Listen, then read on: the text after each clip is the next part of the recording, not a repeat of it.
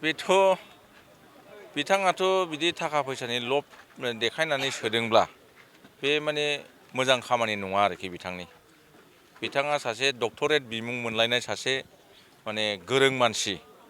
दा बेबादि मानसिनि खामानि नङा आरोखि बियो। मानसिफोरखौ थाखा फैसा लब देखायनानै पार्टियाव जइन खालामनाया डक्टर सांग्रां ब्रह्मनि थाखाय एकदम लासिं सिं बाथ्रा। खारन बियो गोग्गो समाज दानायनि बाथ्रा बुङो, मोनसे मुल्यबोध राजनिति खालामनायनि बाथ्रा बुङो। दा बेबादि मानसियानो जुदि थाखानि लब देखाय जुदि पार्टियावहाय सोयोब्ला बेथ' बेसेबां गनायजाथाव, लासिं सिं नङा होमब्ला? सिडली बियाबनिफ्राय जोंनि मानाव गेदेर रनजित बसुमतारी सारखौहाय जों जाहाथे बुरजाथार भटआव देरहाहोनो हायो, बिनि थाखाय ग्राउन्ड लेभेलावहाय जेरैबायदि खामानि मावनांगौ आरो मा रोखोमनि खामानि सोलिगासिनो दङ, जों बेखौ एसे नायबिजिरनो थाखाय सावरायनानै मासिभ भाबै जोङो खामानि मावनानै बुरजाथार भटआव जोङो देरहाहोनो थाखाय मोनसे सावरायमेल लानाय जादों। आरो मोजां मोनसे परिबेस, बयबो खोब मोजां मोनसे माबाजोंहाय खामानि मावगासिनो दङ, माने साहसि भाबै खामानि मावगासिनो दङ। देरहाथारगोननि मोनसे मोनसे थासारिखौ जों नुनो मोनदों आरोखि। देरहायोब्ला माबायदि भट लानानै देरहागोन बायदि मोनो? देरहायोबाथ' जोङो दानि थासारिखौ नायोबा गोबां भट, खमसे खम 10-15 हाजार भटनि डिफारेन्सआव जों देरहागोन सिडली समस्ति हिसाबै जों बेखौ नुदों आरोखि। बेथ' बिथाङाथ' बिदि थाखा फैसानि लब देखायनानै सोदोंब्ला बे माने मोजां खामानि नङा आरोखि बिथाङा सासे डक्टरेट बिमुं मोनलायनाय सासे माने गोरों मानसि। दा बेबादि मानसिनि खामानि नङा आरोखि बियो। मानसिफोरखौ थाखा फैसा लब देखायनानै पार्टियाव जइन खालामनाया डक्टर सांग्रां ब्रह्मनि थाखाय एकदम लासिं सिं बाथ्रा। खारन बियो गोग्गो समाज दानायनि बाथ्रा बुङो, मोनसे मुल्यबोध राजनिति खालामनायनि बाथ्रा बुङो। दा बेबादि मानसियानो जुदि थाखानि लब देखाय जुदि पार्टियावहाय सोयोब्ला बेथ' बेसेबां गनायजाथाव, लासिं सिं नङा होमब्ला? दा ओंखायनो आंथ' नुदोङो बिथांमोना, आङो मबाइलाव नुदों, मिडियायाव नुदों, हाग्रामा महिलारिया बिथाङा जाय बिथांमोनहा UPPL दोलोनि दैदेनगिरिफ्रा BPFआव जइन जाहैदों, बेवहाय सांग्रां ब्रह्म बिथांबो दङ। बिथांमोनखौ जेराव मिटिं जायो, मेल मिटिं जायो, बेवहाय स्टेजावहाय लाइन माने गसंहोनानै परिचय होयो। बेनिफ्राय बिथांमोननो मोजां खामानि होनाय आं नुवाखै, आं मिडियायाव नुनाय। बिथांमोनखौ BPF दोलोआवहाय जइन जाखांनायनि उनावहाय बिथांमोननो मोजां दायथ' होआखै। गाज्रि बाथ्रा बुंनो थाखाय हाग्रामा महिलारिया थिनदों, नङा होमबा? लासिं सिं बाथ्रा, रायनांगौनो। गाज्रि बुंनायाव जायना खुगाया गाज्रिथार बेखौनो बाख्नायदों। आं नुदोङो बे केशब राजबंसि बिथांनाबो बिराद खुगाया गाज्रिथार, मोजांथार, बेबो एखेबारे बिराद रायनांगौ होनना बुंदों। आरो बिराद सिनियर सासे नेतामोन, आवगायाव माबानि टंलानि MLA मोन, माने नाथुराम बर', बिथांखौबो दायासाव दिखोनानै बिथांनाबो खुगाया मोजांथार होनना बुंदों आरोखि, रायनायाव थिगथार बेबो होनना बुंदों आरोखि। लासिं सिं नङा होमबा? UPPL दोलोआवथ' बिथांमोनहा नेतामोन, मोनसे सनमान गोनां दैदेनगिरिमोन, सेन्ट्रेलनि दैदेनगिरिमोन। दा बिथांमोनखौ लाङै हाग्रामा महिलारिया बिथांमोननो बहा पजिसन होनो, गाज्रि रायनांगौ होनना बिथांमोननो दायथ' होदों। UPPLखौ, प्रमद बर'खौ गाज्रि रायथारनांगौ होननानै दायथ' होदों आरोखि। दा बेफोरो माने बिथांमोननि थाखाय लासिं सिं बाथ्रा। जों दुखु मोनदों आरोखि। जोंथ' बिथांमोनखौ दैदेनगिरिखौनो सानोमोन। सांग्रां ब्रह्म बिथाङाबो माने जोंनि इयुथनिनो माखासे सम गाहाय नेहाथारि हिसाबै जों ज' खामानि मावदोंमोन। खिन्थु BPFआव थांखांनानै बिदि थाखा थफ्ला लानानै मानसिफोरखौ माने पार्टियाव जइन खालामनाय दायथ' मोनदोंबाथ' बिराद लासिं सिं जाबाय आरोखि। जों आफसुस खालामो बिथाङा बिदि खामानियावहाय बिथांखौ बाहायनायखौ। जोंनाथ' प्रमद बर' सारआ बिथांखौ गोबां मोजां दायथ' होदोंमोन। दुरान्ड काप खुंनो दायथ' होदों, ISPL खुंनो दायथ' होदों, नङा होमबा? अल आसाम फुटबल फेडारेसननि गाहाय नेहाथारि बिबान होदों, अल इन्डिया फुटबल फेडारेसननि बिथांखौ मेम्बार होदों, नङा होमबा? आप टु नेसनेल लेभेलसिम बिथांखौ दिखोहरदों। दिनैहाय BPFआव फैनाय लोगो बिफाङा लासिं सिं खामानि मावबाय थादों। मा जाखो बेलाय, नङा होमबा? दा आं खावलायगोन बिथाङा बेबादि खामानिनिफ्राय गोजानाव थाथों, गावनि मान सन्मानखौ बासायथों। मोजां बाथ्रा बुंनानै भट बिथों बुंनांगौ बेखौ बुंनांगौ गैया।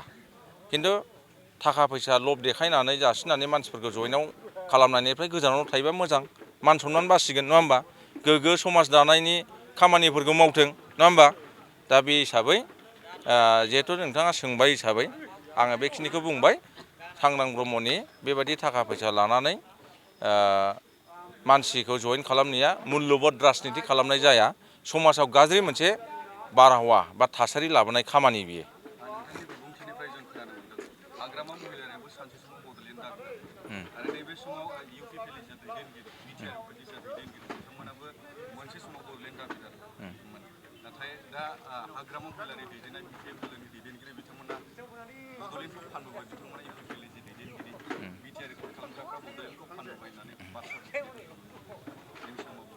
बे बाथ्रायाव माने बिथांमोनहा बुंबाय थायो प्रमद बर'आ बे बड'लेण्डखौ दिल्लीयाव फानबोदों होनना बुंबाय थायो आरोखि दा प्रमद बर'खौ जुदि बड'लेण्ड फानबोदों होननानै बुङोब्ला हाग्रामाया बिनि सिगां फानग्रोदों नङा होमबा हाग्रामाया बिटिसिनि आन्दलन खालामाखैमोनथ' नङा होमबा सानसुमा खुंगुर बैसोमुतियारिया नोङो बिएससिनि आन्दलन खालामाखैमोन ना बड'लेण्डनिसो आन्दलन खालामदोंमोन ना नङा होमबा दा बे हिसाबै जुदि प्रमद बर'खौ दिल्लीयाव बड'लेण्डखौ फानबोदों होनना बुंदोंबा बिनि सिगां सानसुमा खुंगुरा फानग्रोदों सेकेन्डआव हाग्रामाया फानबोग्रोदों नङा होमबा बे आरोखि बेनि उत्तरा ओंखायनो बिथांमोना थगायनायाव बिराद एक्सपार्ट बिथांमोना गुफुरखौबो जबरदस्त गोसो मोनथारो लाजिया नों बिटिआर एकर्डखौ लानानै खनबेसे बाथ्रा सोलायखो जेब्ला बिटिआर एकर्ड जाजेनबाय हाग्रामा महिलारियाबो बिटिसिनि चिफ हिसाबै बिथाङाबो माने साखि जानो मोन्दों सहिनो मोन्दों जोबोद खुसि बिथाङा बे समावहाय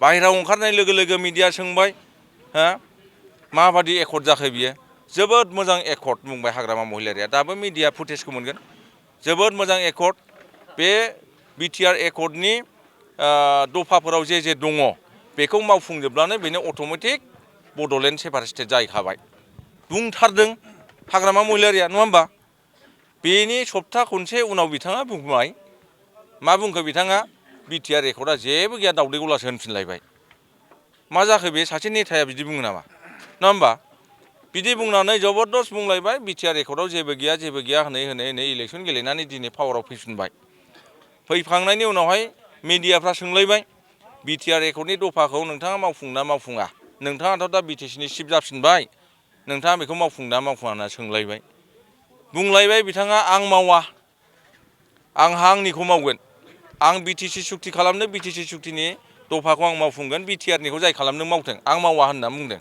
बुङाखै होनबा बुंथारदों मिडियायाव जोङो दाबो नागिरबा मोनो बेनि उनाव मा जालायबाय नुबाय बिथाङा मास मोननै मोनथामसो सरकार सालायनायाव नुबाय बिटिआर एकर्डनि दफाफोरखौ मावफुङाबानो बड'लेण्डआव उन्नयननि डेभेलपमेन्टनि माखासे इनफ्रास्ट्राक्चार मावफुंनाया सम्भब नङा 1500 कौटि थाखा फैनांगौआ सम्भब नङा मावफुंथारनांगोन गेब्ला बियो माने मा खालामलायबाय बिटिआर एकर्ड दे फालिलायबाय नङा होमबा मावफुङा होननाया बागुरुम्बा दोहौआव बिथाङा मा बुंबाय नरेन्द्र मदिखौ खावलायलायबाय बिटिसि एकर्ड आरो बिटिआर एकर्डनि दफाफोर मावफुंजायो एसे आद्रा दं बेखौ मावनांगौ होनना बुंगारलायबाय बे सासे नेता नामा नङा होमबा मानसिफोरखौ बिदि एथ' मोनसे खोथायावहाय खनले बिदि थगायजायाथ' बयबोथ' दानि जुगा बे गोदोनि जाम्बा जाम्बानि जुग नंला ससियेल मिडियानि जुग नङा होमबा इनफरमेसन टेक्न'लजिनि जुग एआइनि जुग जाबाय बे जुगा नङा होमबा दा बेवहाय मोनसे खोथाखौनो फिदिं गुफुरखौनो गोसोमखौनो गुफुर होनबाय थायोबा जोंनि रायजो राजाफ्राबो सानो आरोखि बेवहाय हाग्रामा महिलारि बुंनायावहाय हाग्रामा महिलारिया मा रोखोमनि नेता बेखौ बुजिनो बाखि गैया बेनि थाखायनो नैबे एइबारनि फैगौ 9 थारिखआव जानो गोनां जे बिधान सभानि इलेक्सन